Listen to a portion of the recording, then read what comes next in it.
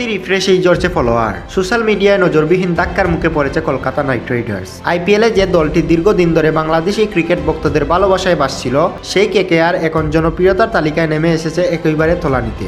ঘটনার সূত্রপাত মুস্তাফিজকে ঘিরে।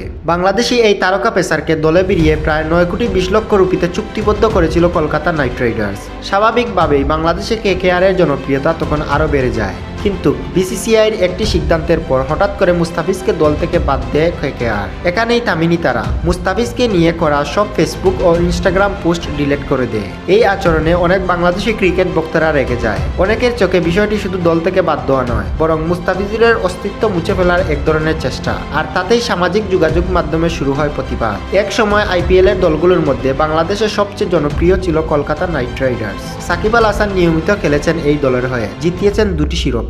লিটন দাসও খেলেছেন কেকেআরের জার্সিতে। ফলে কলকাতার সঙ্গে বাংলাদেশি সমর্থকদের আবেগ ছিল অন্যরকম। বিশেষ করে এবছর মুস্তাফিজকে দলে নেওয়ার পর সেই আবেগ আরো বেড়ে যায়। কিন্তু মুস্তাফিজ ইস্যুতে কেকেআরের সিদ্ধান্ত সেই আবেগ মুহূর্তের মধ্যে রূপ নেয় ক্ষোভে।